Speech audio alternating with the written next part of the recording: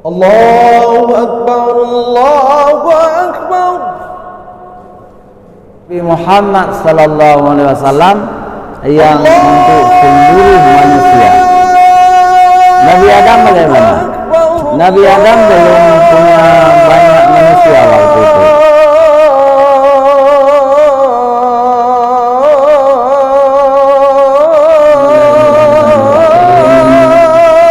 Assalamualaikum warahmatullahi wabarakatuh. Alhamdulillahilladzi arsala rasulahu bil huda wa dinil haqq liyudhhirahu 'alad dini kulli wa kafa billahi shahida. Asyhadu an la ilaha illallah wahdahu la syarika lah wa asyhadu anna Muhammadan abduhu wa rasuluh. Allahumma shalli ala sayyidina Muhammad wa ala alihi wa sahbihi ajma'in, amma ba'd. Puji syukur kita panjatkan kehadirat Allah pencipta semesta alam. Selawat dan salam kepada junjungan kita Nabi besar Muhammad sallallahu alaihi wasallam beserta keluarga dan sahabat beliau sekalian. Salam ta'zim kami kepada guru-guru kami yang hadir di subuh yang mulia ini, bapak-bapak, tengku-tengku, para habib, hadirin wa hadirat yang dirahmati Allah. Tadi ada Bapak Menteri Kabinet mantan, Bapak Muhammad Nasir, tapi sudah berangkat. Ada di pintu tuh. Jadi selamat datang semuanya di Banda Aceh. Ini kota Islam, kota paling barat Indonesia. Jadi orang-orang Banda Aceh ini orang yang berakhlak mulia, karena penduduknya mayoritas Islam. Kita 99% di Banda Aceh ini beragama Islam. Jadi alhamdulillah pagi ini kita lanjutkan sejarah dan kebudayaan Islam, masih suasana Maulid Nabi besar Muhammad sallallahu alaihi wasallam. Nabi kita ini Nabi besar. Kenapa disebut Nabi besar? Bukan besar badannya, bukan besar kekuasaannya juga tidak, tetapi besar kemuliaannya, para penghulu segala nabi. Jadi Nabi Muhammad ini penghulu, semua para nabi dan rasul tunduk di bawah kemuliaan Nabi besar Muhammad sallallahu alaihi wasallam. Ini berdasarkan ayat Quran juga, bahwa Rasulullah ini adalah Khatimul Anbiya wal Mursalin, penghulu dan penutup segala rasul. Hari akhirat nanti para nabi tentu akan datang kepada Nabi Muhammad sallallahu alaihi wasallam, mulai dari Nabi Adam, para nabi yang lain, sampai Nabi Isa alaihissalam datang juga meminta syafaat. Nah, walaupun para nabi meminta syafaat, syafaat artinya pertolongan, ya, pertolongan. Walaupun para nabi dan rasul semuanya sudah dijamin masuk surga, tetapi untuk masuk surga mereka juga harus ada syafaat dari Rasulullah Muhammad sallallahu alaihi wasallam, karena yang memegang bendera surga itu Rasulullah. Namanya Liwaul Hamdi. Jadi bendera kemenangan. Jadi bendera pujian. Jadi ketika pintu surga itu dibuka, Nabi Muhammad dulu yang masuk surga. maka disebut beliau adalah penghulu segala nabi. Dan ketika malam Isra Mi'raj berkumpul para arwah para nabi atau ruh para nabi di Masjidil Aqsa, Baitul Maqdis, juga Nabi Muhammad sallallahu alaihi wasallam yang menjadi imam, yang lain jadi makmum. Nabi Adam, Nabi Nuh, Nabi Idris, Nabi Ibrahim, semuanya tidak kecuali menjadi makmum. Yang menjadi imam adalah Nabi besar Muhammad sallallahu alaihi wasallam. Jadi cukup banyak keunggulan, syama'il, artinya kesempurnaan Nabi besar Muhammad sallallahu alaihi wasallam. Kalau para nabi yang lain semuanya, ya, tidak kecuali diutus oleh Allah untuk bangsanya sendiri, untuk kaumnya sendiri. Kalaupun dicari-cari yang nabi untuk seluruh manusia, itu kata orang ada 3, kata ulama. Tapi tidak sependapat ulama. Ulama sependapat hanya Nabi Muhammad sallallahu alaihi wasallam yang untuk seluruh manusia. Nabi Adam bagaimana? Nabi Adam belum punya banyak manusia waktu itu. Hanya ada anak dan cucunya. Jadi diutus oleh Allah untuk keluarga, untuk anak dan cucu-cucunya, karena belum ada bangsa. Lalu bagaimana dengan Nabi Nuh? Jadi semua manusia sudah mati, tinggal 80 orang lagi, 40 laki-laki, 40 perempuan. Yang lain sudah mati banjir besar. Ada ulama yang berpendapat Nabi Nuh juga diutus untuk seluruh manusia. Tapi banyak ulama membantah Nabi Nuh juga diutus untuk keluarganya, karena tidak ada manusia waktu itu. Lalu nabi-nabi yang lain sama, semuanya bukan untuk seluruh manusia. Nabi Ibrahim bukan untuk seluruh manusia. Ketika Nabi Ibrahim hidup lebih kurang berapa ya? Lebih kurang 6 juta tahun yang lalu, itu belum ada bangsa, hanya 2 bangsa sudah berkembang, yakni Yahudi, bangsa Yahudi dan bangsa Arab. Jadi bukan untuk seluruh manusia. Hanya Nabi besar Muhammad sallallahu alaihi wasallam kaffata linnasi basyira wa nadhira. Nabi Muhammad diutus oleh Allah untuk seluruh umat manusia, untuk seluruh, tidak kecuali. Nabi Muhammad diutus untuk orang Aceh, untuk orang Batak, untuk orang India, untuk orang Afrika, untuk orang Eropa, untuk semuanya, sampai kepada suku-suku primitif di Papua. Jadi semua yang namanya manusia itu diutus, wajib beriman dengan Islam, dengan Nabi Muhammad sallallahu alaihi wasallam. Tapi Allah juga mengatakan dalam Quran, jadi kebanyakan manusia tidak mengetahui. Jadi manusia tidak tahu itu. Buktinya apa? Coba bayangkan, penduduk dunia sekarang berapa miliar? Penduduk dunia sekarang 8 miliar. 8 miliar. Yang beriman berapa? Yang beriman hanya 2 miliar. 6 miliar apa itu? Kafir, tidak beriman, bukan Islam. Yang paling banyak di dunia ini, yang pertama Kristen.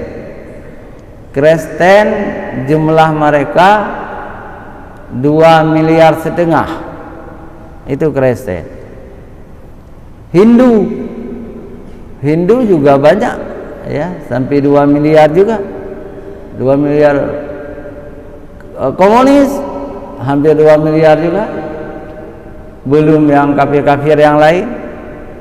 Tapi yang beriman kepada Allah dan Rasulullah, agama Islam, hanya 2 miliar. Yang 2 miliar ini juga tidak ada jaminan masuk surga, ya. Kenapa di dalam 2 miliar yang mengucapkan 2 kalimat syahadah ini, asyhadu an la ilaha illallah wa asyhadu anna muhammadar rasulullah, itu orang Islam, tapi orang Islam belum tentu masuk surga. Siapa yang masuk surga? Yang beriman, ya. Ada orang Islam tidak beriman, Islam KTP saja, tidak melaksanakan ibadah, tidak cinta kepada Rasulullah, mengingkari perintah-perintah Allah, mereka berbuat maksiat. Orang-orang ini singgah ke neraka dulu, kecuali Allah mengampuni mereka. Jadi orang-orang mukmin asli itu orang mukmin durhaka namanya, KTP-nya Islam. Setelah dibakar dalam neraka, masuk surga juga. Tetapi ada yang paling berbahaya dalam hidup ini, hadirin wal hadirat yang dirahmati Allah. Kalau kita menjadi munafik, ini berbahaya. Kita Islam, kita puasa, kita salat, haji, umrah, macam-macam, tetapi Islam tidak masuk dalam dada kita. Islam hanya di mulut saja, ya. Kalau ada umrah, kalau ada haji, itu bukan karena Allah, karena dunia. Kalau ke masjid, karena dunia. Sehari-hari kita munafik, itu sangat berbahaya. Orang yang munafik itu lebih buruk daripada orang kafir. Orang kafir abadi juga dalam neraka. Orang munafik lebih abadi lagi, lebih bawah lagi dalam jahanam. Ini sangat berbahaya. Siapa orang munafik? Dalam hadis sahih ada 3 tandanya. Ayatul munafiqu salasun, idza haddatsa kadzaba, wa idza wa'ada akhlafa, wa idza tu'mina khana. Tanda munafik itu 3. Yang pertama, apabila berkata-kata ia berdusta, bohong. Yang kedua, apabila berjanji menyalahi janji, tidak tepat janjinya. Yang ketiga, apabila dipercaya berkhianat. Itu munafik. Mudah-mudahan hadirin wal hadirat yang dirahmati Allah, kita jangan jadi munafik. Di zaman Rasulullah sangat kuat munafik itu di Madinah, dipimpin oleh Abdullah bin Ubay bin Salul. Kalau di depan Nabi, wahai Muhammad, aku beriman kepada Allah dan Rasulnya, aku setia kepada engkau Muhammad. Kalau berperang, aku duluan. Itu Abdullah bin Ubay bin Salul. Tetapi di luar, di belakang Rasulullah, dia mencari pengikut-pengikutnya. Saya hanya di depan Muhammad, saya tidak beriman kepada Muhammad. Muhammad itu bukan Nabi, itu dia munafik, ya. Lain di belakang, lain di depan. Akhirnya Abdullah bin Salul juga dikalahkan di Madinah. Jadi kehidupan ini sangat nyata di akhir zaman ini. Di akhir zaman ini umat Islam banyak yang munafik. Banyak yang munafik. Makanya Yahudi Israel itu tidak takut kepada umat Islam. Padahal mereka negara kecil, jumlah penduduknya sedikit. Orang Israel itu lebih kurang hanya 20 jutaan. umat Islam 2 miliar. Tetapi orang Yahudi tidak pernah takut kepada umat Islam karena mereka tahu orang-orang Islam ini munafik, tidak bersatu, tidak mau membantu saudaranya Palestina. Ada sebuah negara Islam namanya Azerbaijan. Itu penduduknya sampai 70% Islam. Azerbaijan membiarkan negaranya dijadikan bantuan-bantuan Eropa untuk Israel. Minyaknya dimasukkan untuk kepentingan Israel. 40% minyaknya dijual kepada Israel. Itu kan pemimpinnya itu munafik. Munafik itu. Rakyat-rakyatnya bisa munafik. Mereka orang Islam berpihak kepada Yahudi. Tapi bukan Azerbaijan saja yang munafik-munafik itu. Kadang-kadang saya takut menyebutnya. Apa yang dilakukan oleh negara-negara Islam tetangga Israel itu? Ada Bahrain, Mesir, Turki,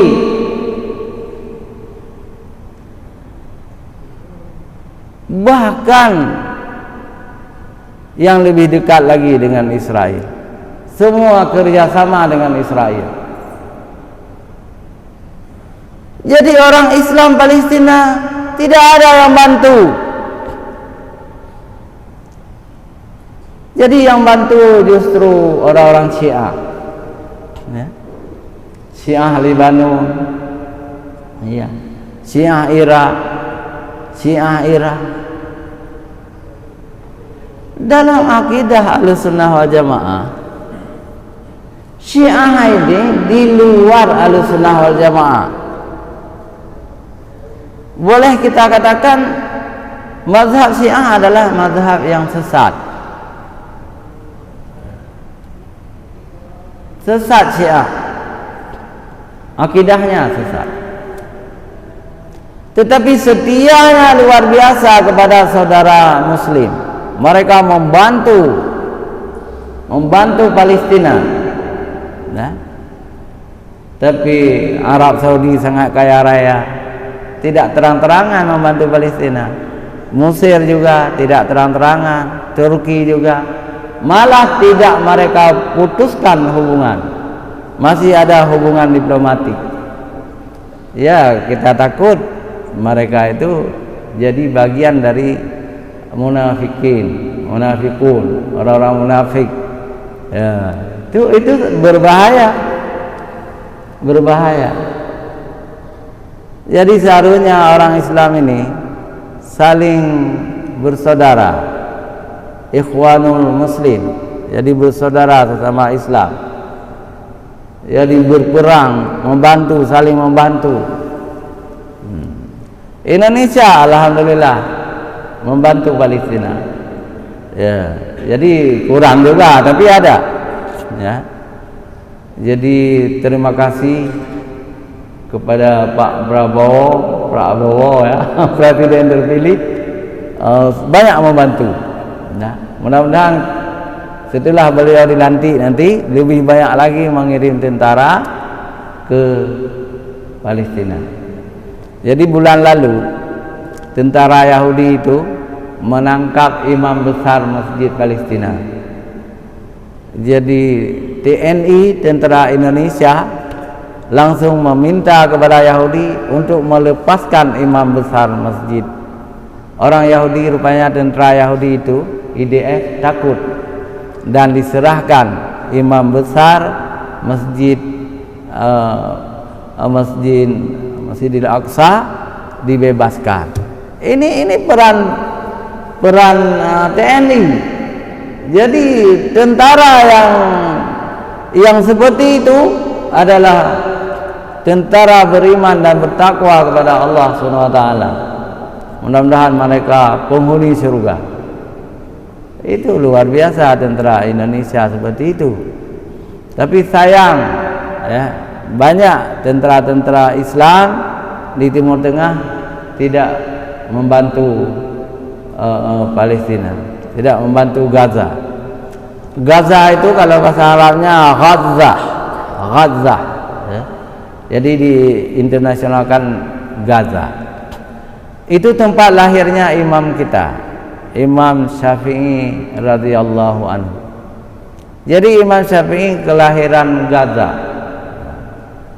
Maka kita wajib berjuang, memberi, menolong, berdoa supaya Gaza itu jangan bisa jatuh kepada Yahudi. Dan alhamdulillah sudah 1 tahun lebih perang belum jatuh. Jadi alhamdulillah Gaza masih berjuang, walaupun banyak sekali, sudah 40.000 orang tewas, syahid dibom oleh Yahudi laknatullah. Kita tidak begitu serius membantu Palestina. Misalnya di Asia Tenggara ini ada 2 negara sahabat Israel. Sahabat Israel juga sahabat kita Indonesia. Seharusnya kita harus menegur. Yang pertama Singapura itu sahabat Israel. Yang kedua Filipina, sahabat Israel. Seharusnya Indonesia sebagai negara besar, kita harus menggertak Singapura. Wahai Singapura, kamu harus tahu diri. Pulaumu itu pulau Melayu juga. Pulaumu pulau Melayu juga, pulau orang Islam yang kamu rebut. Kamu jangan berpihak kepada Israel, wahai Singapura. Seharusnya begitu. Tapi enggak. Malah menjadi Singapura itu sahabat Indonesia. Nah, itu tidak benar. Itu tidak benar. Seharusnya Indonesia harus melarang Singapura menjadi sahabat Israel. Begitu juga Malaysia. Malaysia harus berani. Itu Singapura sebenarnya Malaysia. Malaysia. Tapi orang-orang Cina memerdekakan diri ya, sehingga terpisah. Dan Singapura tidak bisa hidup kalau tidak ada bantuan dari Indonesia. Apa bantuan dari Indonesia? Pasir. Jadi pasir-pasir Indonesia dibawa ke Singapura, mereka tambah laut, mereka memperluas pulau itu. Itu dari Riau pasir-pasir itu. Dan Singapura itu tidak bisa hidup tanpa bantuan Malaysia. Apa yang dibantu oleh Malaysia? Air bersih. Tanpa Malaysia, orang Singapura, Cina-Cina Singapura itu akan tidak ada air bersih, kan gitu. Tapi Singapura ini sahabat kental Israel. Apa yang tidak ada di Indonesia? Semua barang-barang Yahudi ada di Indonesia, di Banda Aceh juga ada. Masuk lewat Singapura. Kita beli, istri-istri kita beli baju jilbab macam-macam, makanan, itu Yahudi punya. Nah, artinya memang kita mau mengumpulkan dana di masjid-masjid, kita kirim ke Palestina. Tapi kita salah juga membeli barang-barang Yahudi di Aceh juga, di Indonesia. Tidak ada larangan. Sayang sekali. Nah, saya nggak enak menyebutnya sejumlah produk itu punya Yahudi. Lihat saja di YouTube, buka. Oh, rupanya selama ini kita pendukung Yahudi. Seharusnya kita boikot, tidak lagi kita beli itu. Tetapi orang Aceh membeli juga, buktinya masih hidup, makanan-makanan mereka masih hidup. Nah, itu masalahnya. Hadirin wa hadirat yang dirahmati Allah Subhanahu wa taala, Nabi Muhammad dan para sahabat itu sangat keras terhadap orang-orang kafir, ya. Muhammadur Rasulullah alladzina ma'ahu asyidda'u 'alal kufar. Muhammad Rasul Allah, ya, bersama pengikutnya asyidda'u 'alal kufar, sangat keras terhadap orang-orang kafir, terutama Yahudi. Jadi yang mengusir Yahudi di Madinah adalah Rasulullah. Ketika Rasulullah hijrah ke Madinah, itu orang Yahudi banyak, mereka menguasai ekonomi. Orang-orang Arab jadi buruh-buruh di toko-toko Yahudi, di pasar-pasar itu dikuasai ekonomi, dikuasai oleh Yahudi. Itu. Tapi Rasulullah kemudian bertekad membangkrutkan usaha Yahudi, membuat peraturan-peraturan sehingga orang Yahudi itu tidak bisa mengembangkan ekonominya, dan akhirnya mereka bersalah, pernah menzalimi seorang wanita. Akhirnya Rasulullah juga mengusir orang Yahudi di Madinah. Orang Yahudi pergi ke Syam dan kemudian pergi ke seluruh dunia. Rasulullah tidak bisa menerima Yahudi di Madinah karena Yahudi mengalahkan ekonomi orang-orang Arab, Muhajirin dan Ansar. Adakah pemimpin Aceh yang seperti akhlak Nabi? Ada. Saya sebutkan sekarang. Ini diingat, penting sekali. Ketika gubernur kita yang pertama, Tengku Daud Beri, beliau menginstruksikan supaya orang-orang Cina, karena orang Cina sangat pandai berdagang, mengalahkan orang-orang Aceh. Orang-orang Cina tidak boleh tinggal di kecamatan, mereka boleh di kabupaten, di provinsi, di Banda Aceh silakan, di ibu kota kabupaten silakan, ya. Tapi di kota kecamatan tidak boleh ada. Akhirnya orang-orang Cina itu harus meninggalkan kota-kota kecamatan. Ini Daud Beri mengikuti jejak Rasulullah sallallahu alaihi wasallam.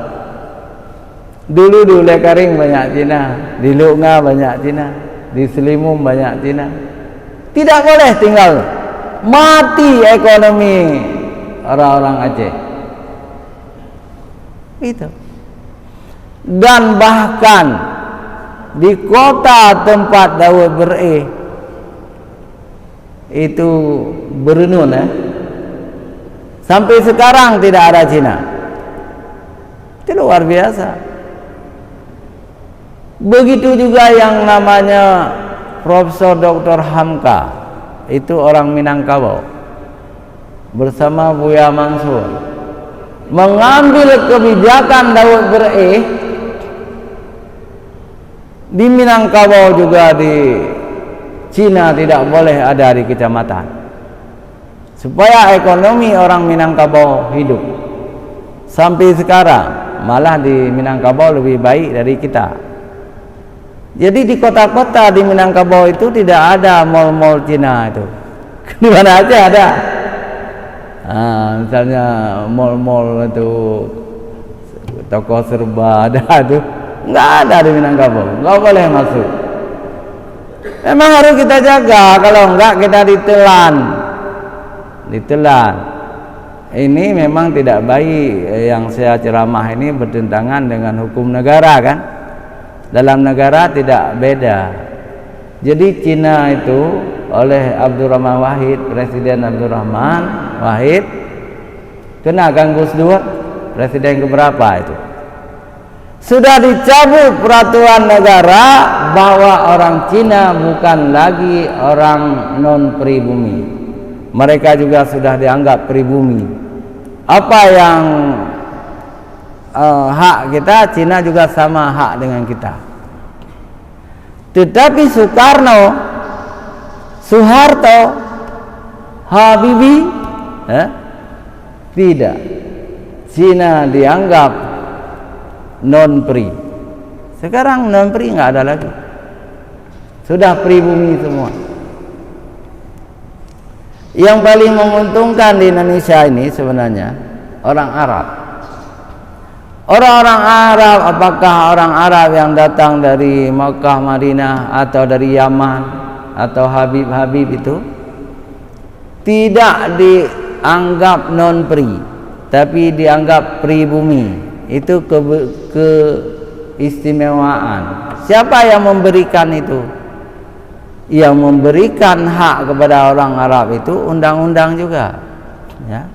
Tetapi di zaman Presiden pertama, Insinyur Soekarno, orang Arab itu bukan non-pri, orang Arab itu pribumi. Orang Cina itu non-pri, orang India non-pri,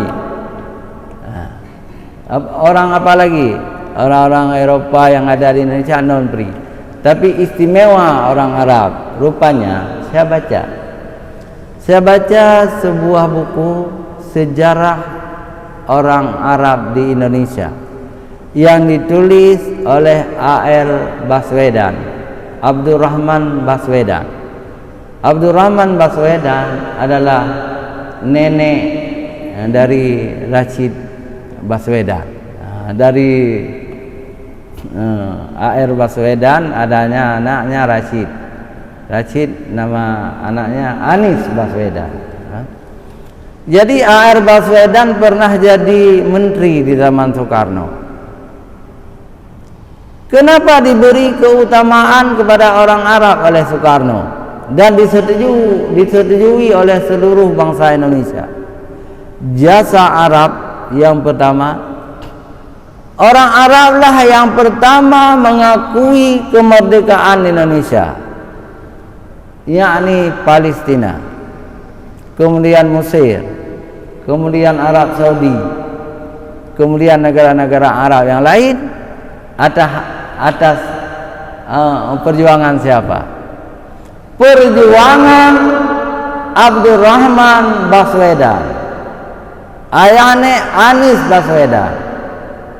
Jadi A.R. Baswedan keliling Arab, ke Makkah, ke Qatar, ke Kuwait, ke Bahrain, ke Mesir, ke Maroko, semua negara-negara Arab, termasuk negara-negara pertama mengakui Indonesia merdeka.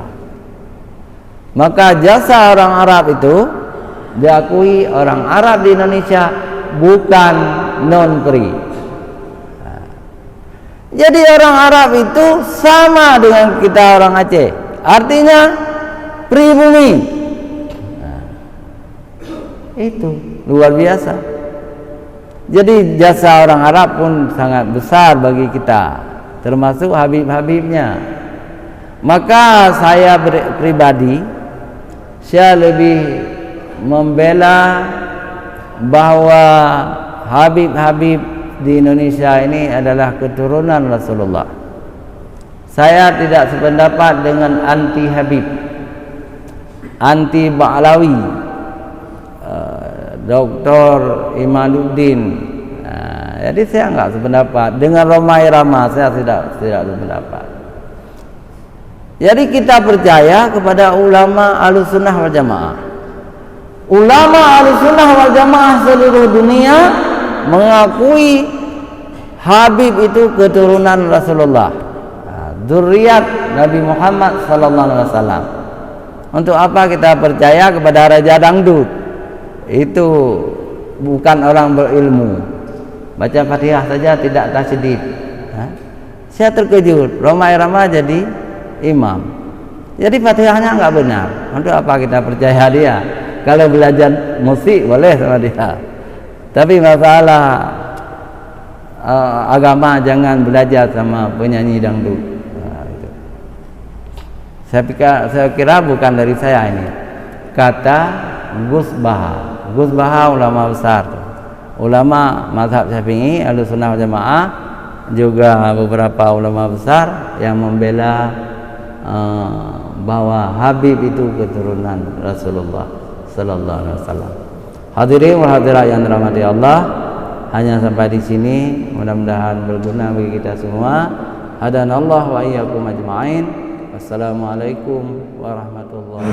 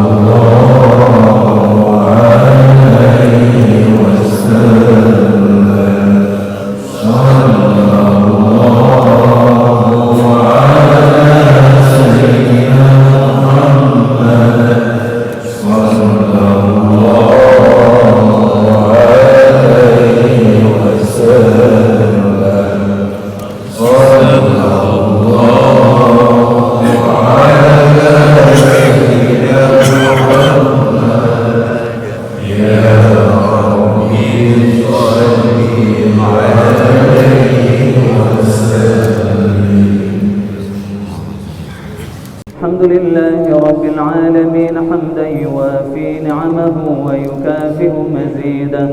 يا ربنا لك الحمد كما ينبغي لجلال وجهك الكريم وعظيم سلطانك. اللهم صل على سيدنا محمد وعلى آله وصحبه أجمعين. اللهم أعنا على ذكرك وشكرك وحسن عبادتك. ربنا اغفر لنا ذنوبنا ولوالدينا وارحمهم كما ربونا صغارا، ولجميع المسلمين والمسلمات والمؤمنين والمؤمنات الأحياء منهم والأموات برحمتك يا أرحم الراحمين. اللهم انصر إخواننا المسلمين المستضعفين في فلسطين. اللهم انصرهم على أعدائهم. اللهم انصرهم نصرا عزيزا. اللهم أعز الإسلام والمسلمين وأهلك الكفرة والمشركين ودمر أعداءك أعداء الدين واجمع كلمة المسلمين على الحق يا رب العالمين. اللهم ربنا آتنا في الدنيا حسنة وفي الآخرة حسنة وقنا عذاب النار. وصلى الله على سيدنا محمد وعلى آله وصحبه وبارك وسلم، والحمد لله رب العالمين. الفاتحة. ورحمة الله. أعوذ بالله من الشيطان الرجيم. بسم الله الرحمن الرحيم. الحمد لله رب العالمين الرحمن الرحيم مالك يوم الدين. إياك نعبد وإياك نستعين. اهدنا الصراط المستقيم صراط الذين أنعمت عليهم غير المغضوب عليهم ولا الضالين. آمين يا رب العالمين. صلى الله على سيدنا محمد صلى الله عليه وسلم. صلى الله على سيدنا محمد صلى الله عليه وسلم. صلى الله على سيدنا محمد. يا ربي صل عليه وسلم. الحمد لله رب العالمين حمدا يوافي نعمه ويكافئ مزيدا. يا ربنا لك الحمد كما ينبغي لجلال وجهك الكريم وعظيم سلطانك. اللهم صل على سيدنا محمد وعلى آله وصحبه أجمعين. اللهم أعنا على ذكرك وشكرك وحسن عبادتك. ربنا اغفر لنا ذنوبنا ولوالدينا وارحمهم كما ربونا صغارا، ولجميع المسلمين والمسلمات والمؤمنين والمؤمنات الأحياء منهم والأموات برحمتك يا أرحم الراحمين. اللهم انصر إخواننا المسلمين المستضعفين في فلسطين. اللهم انصرهم على أعدائهم. اللهم انصرهم نصرا عزيزا. اللهم أعز الإسلام والمسلمين وأهلك الكفرة والمشركين، ودمر أعداءك أعداء الدين، واجمع كلمة المسلمين على الحق يا رب العالمين. اللهم ربنا آتنا في الدنيا حسنة وفي الآخرة حسنة وقنا عذاب النار. وصلى الله على سيدنا محمد وعلى آله وصحبه وبارك وسلم، والحمد لله رب العالمين. الفاتحة. ورحمة الله. أعوذ بالله من الشيطان الرجيم. بسم الله الرحمن الرحيم. الحمد لله رب العالمين الرحمن الرحيم مالك يوم الدين. إياك نعبد وإياك نستعين. اهدنا الصراط المستقيم صراط الذين أنعمت عليهم غير المغضوب عليهم ولا الضالين. آمين يا رب العالمين.